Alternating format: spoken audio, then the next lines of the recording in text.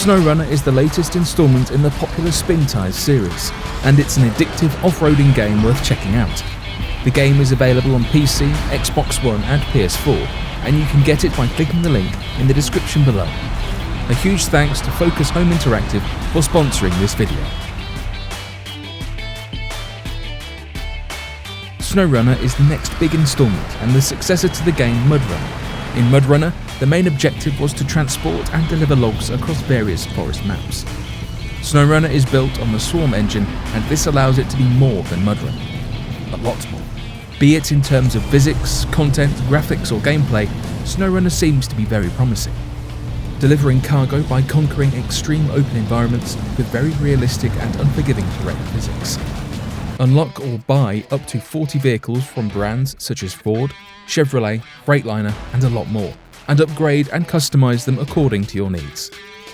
The game offers a lot of terrain to explore, and a lot of mud to get stuck on. There is Michigan, Alaska, and Taming. Every location has a backstory to it, and your help is needed to get it back to its feet. Players need to tackle a wide variety of contracts, explore the wilderness, and take on a multitude of challenges. The game starts you off in Michigan, USA, which is damaged by a devastating flood.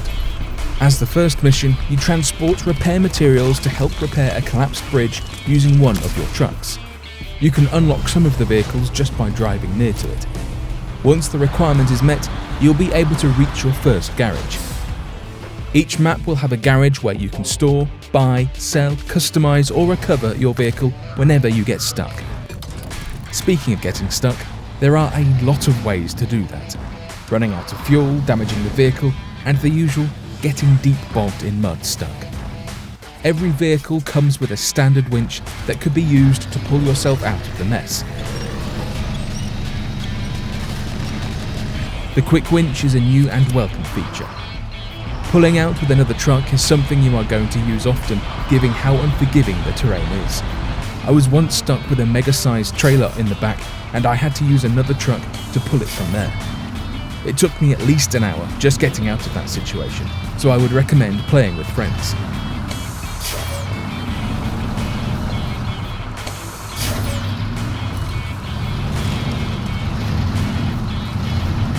Use whatever you have with you to get unstuck.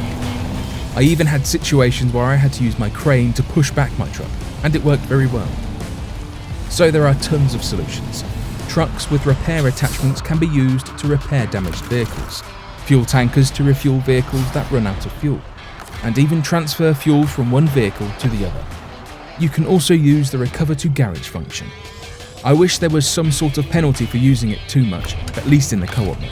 I found myself using this feature way more than I need to. The whole game does offer a season pass, which comes with the premium edition giving access to content for a whole year, released in 4 phases. This includes new maps, vehicles, and new activities. Along with this comes free updates and extra content for all. The graphics are gorgeous in SnowRunner. The textures, lighting, atmosphere, level design, everything looks very good. The mud looks good, the trees look good, the water looks good, everything. I don't have any complaints here. Snow maps are a new feature in the series, and they look fantastic. I'm not running everything on high, but the game is running pretty smooth on my laptop. The render distance has also improved significantly compared to the older game. The general driving physics is improved a lot more compared to MudRunner, and it feels different and better. The older game had issues with physics on tarmac. Vehicles behaved with very little traction on tarmac at speeds. It's fixed now, and vehicles act pretty well. Mud, snow and ice all have their own physical behaviours, and they deform very well. They each take into account the vehicle weight, tyre spin and even the water content of the terrain. Snow is new in the series. Snow has completely different qualities as mud, taking into account vehicle momentum, snow depth and snow wetness. Using a vehicle that has all-wheel drive with differential lock is highly advised, or else you are going to struggle a lot. Different tyres make a significant difference in the capability of a vehicle. Snow chains are available to use in snow maps, and they make a ton of difference. Truck damage is improved a lot compared to MudRunner. Instead of having one common damage model, it's now detailed and divided into parts. The coolest part about the damage system is that you can even get flat tyres now. The weight of the vehicle, the weight of the trailer, the centre of gravity of the vehicles, the tyre types, all these affect how a vehicle reacts. SnowRunner has one of the best physics for an off-roading game. The realism of driving through mud, snow or ice provides an accessible challenge for everyone.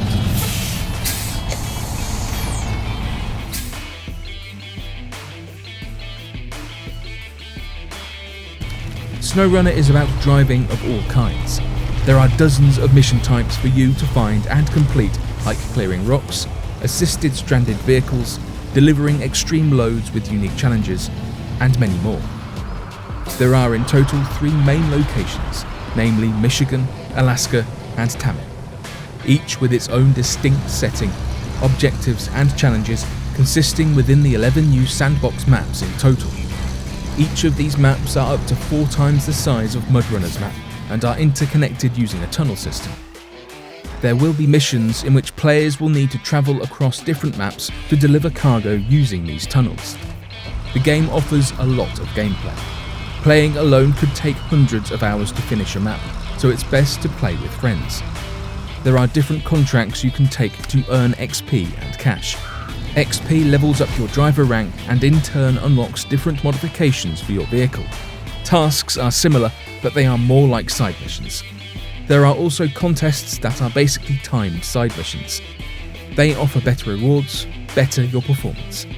There is no order in which one should do the missions. Players have the freedom to do them in any way they like. Although I would recommend clearing the waypoints and block roads first so that the locations are easily accessible.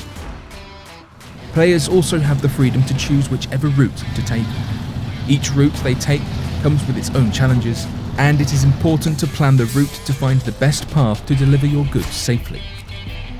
Some upgrades lie in the map, and driving near them unlocks a certain upgrade for certain vehicles. Watchtowers are to be unlocked to reveal whatever lies underneath it. There could be missions, trailers, and even trucks. Driving next to a watchtower unlocks them. Scout vehicles are best for unlocking watchtowers and upgrades. They can be made capable by modifications like lifting the suspension, putting on some better off-road capable tyres, and an electronic winch, so that you can winch yourself out even if the vehicle is rolled over. Electronic winches are less powerful, but they do work with the engine turned off, so it's perfect for scout vehicles.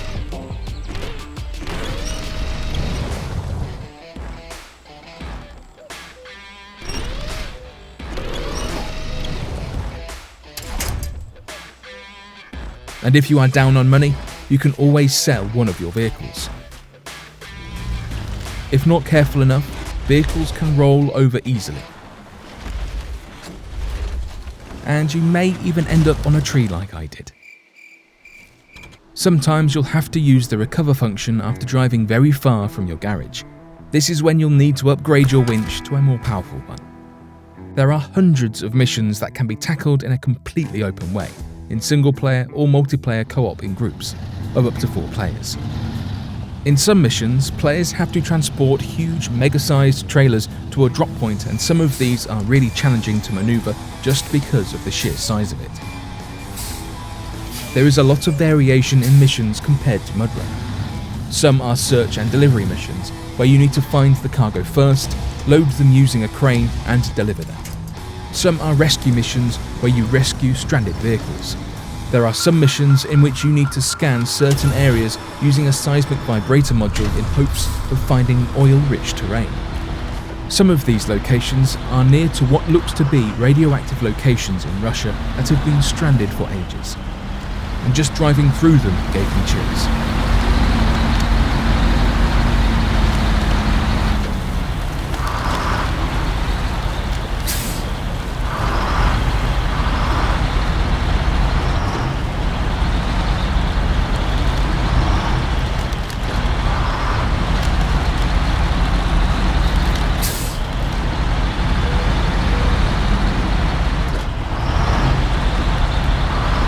By delivering the supplies in certain missions, we can witness the progression of new buildings or bridges being built up in the hostile environment. The game does support wheels, and it's very fun to play with it. There is a cockpit camera available too, offering highly detailed interiors with working gauges, with each vehicle having a unique and realistic interior. But the game is not without any negative points. The driver arms are annoying unless you are playing with the wheel. An option to hide them would have been good. I liked the sound effects in SnowRunner a lot, but sometimes while driving in lower gears, vehicle sounds tend to be looping. Hear it for yourself.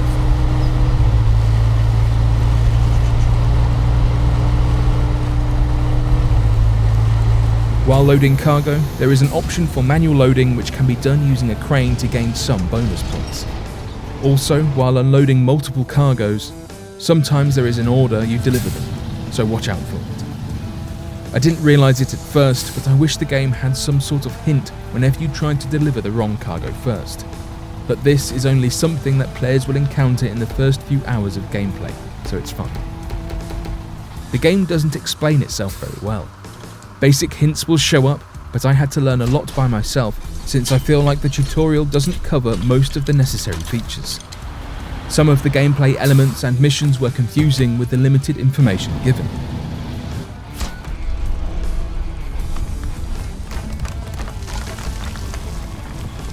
Bugs are present in the game, and I happen to run into a couple of them. I've had instances when nearby fences would just fall apart as I'm driving near them. There were also instances where I wasn't able to click on my winching point with my controller, but it was working fine with my mouse.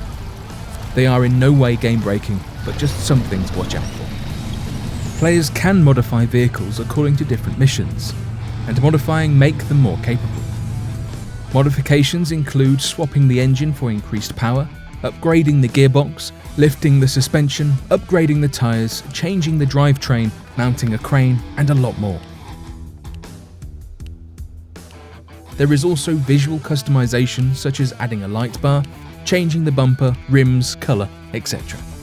Fuel tends to run out fast, so players need to keep an eye on it and plan the journey, especially in missions where you need to go through multiple maps. Using the all-wheel drive function drains the fuel a lot more faster, so use it wisely. The game features day and night cycle and different weather systems such as mist, rain, even snowfall. I wish the day and night cycle were a bit more slow, since I tend to keep on playing it for hours. Time can be skipped without any penalty. This is a good feature for those who don't want to drive at night, since it's much harder because of the lack of visibility. The game does feature modding support even for consoles, thanks to a brand new partnership with mods.io. This is very exciting, and I can't wait to check out what the community comes out with, especially with this much graphics and realism. The game offers a lot of vehicles as well as trailers that can be bought, but it takes a lot of time to get them. This is a good thing since it makes you work for it and choose them carefully. Logging will be making a return in Phase 3 of the Season Pass and with reworked logging activity.